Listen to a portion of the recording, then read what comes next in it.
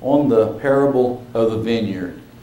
And I know we went over the parable of the vineyard as we've went through the book of Matthew and Luke. We've went over the parable, but I'd like to take it and go just a little deeper on it tonight and get a little deeper understanding so you understand where all of the terminology comes from. And as I've made mention, we make mention so many times, in order to understand the Word of God, in order to understand the New Testament, it is so important that we go back and understand the language of the Old Testament.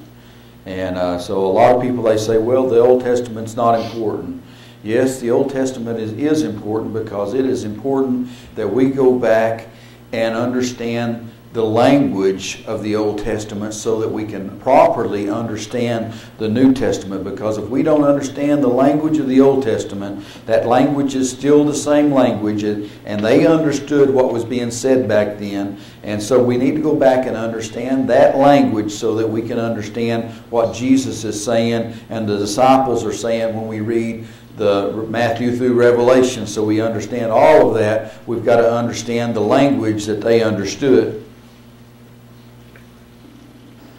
The psalmist David spoke, and he spoke about, I'll open my mouth in a parable, and he is pointing to Jesus Christ. Everything in the Old Testament points to Calvary, points to Jesus Christ.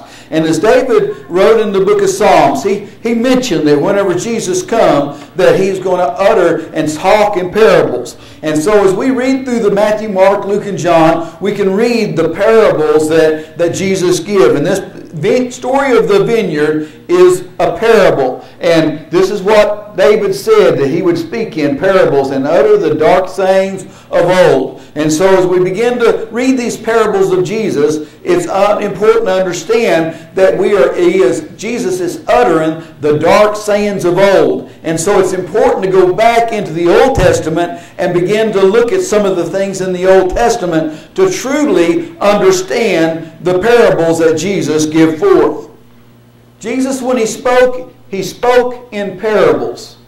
Why? So that it might be fulfilled that which was spoken by the prophet, saying, I will open my mouth in parables. I will utter things which I have kept secret from the foundations of the world. Jesus spoke in parables to fulfill that which was prophesied by the Old Testament prophets.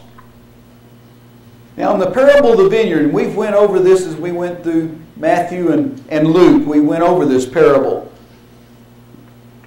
But it's important here to remember that a certain man planted a vineyard. We need to keep in mind this vineyard as we go on tonight.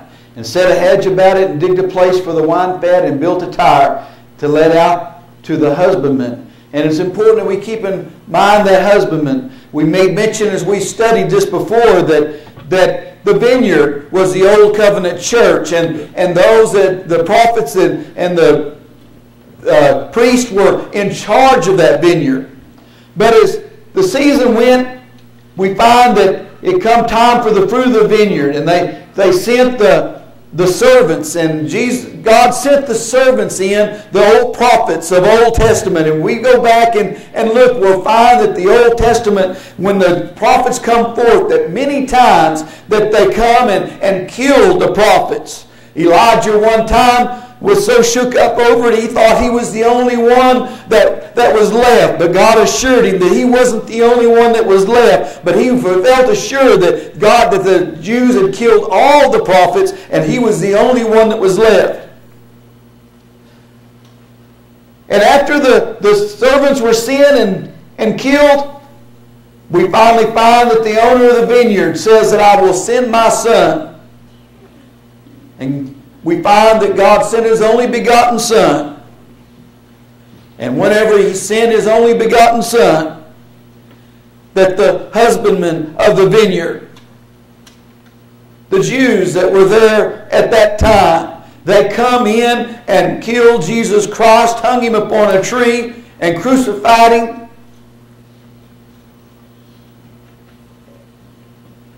And Jesus, as He goes on and tells the rest of the parable, He said, therefore what will the Lord of the vineyard do? He will come and destroy those husbandmen, those that crucified Jesus, when they stood there that day and said, "Let His blood be upon us and our children," I want you to know that that day His blood was upon them and their children.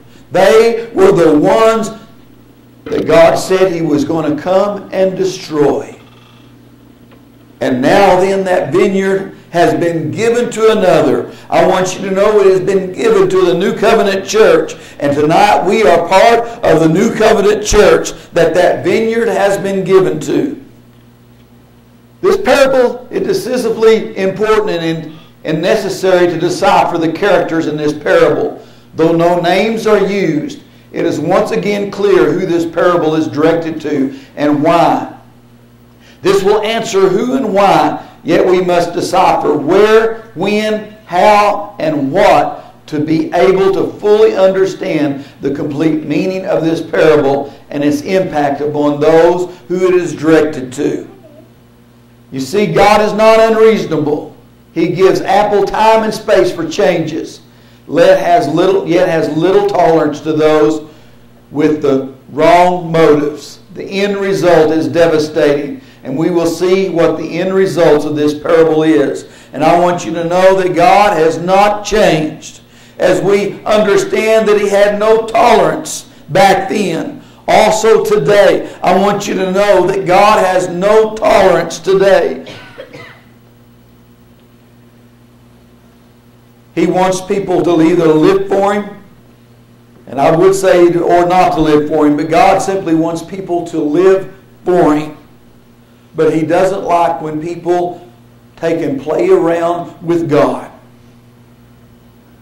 Why? Because He had no tolerance under the Old Testament. And God is still the same today. There is no tolerance for those that would take and want to play around with God. First tonight, the husbandman. God told him in Amos 5 and 4, "Seek me, and ye shall live." This was unto the house of Israel. Now we oftentimes, because of the disciples oftentimes didn't understand the parables, we like to think that nobody understood them. But those that were in the priestly garments, those that studied the law, those that took every day, they would go in and they would sit down and study the Old Testament. They would study the law and go through it. And as they begin to go through it, I want you to know, as we read here in Amos chapter 5, verses 16 through 18, remember in the 4th verse, just a few scriptures up, if you're wondering who is being talked to, it is very clear that here in Amos chapter 5, it's unto the house of Israel. And then in Amos chapter 5, verses 16 through 18, it goes on to say, "Alas, and they shall be called the husbandmen to mourning."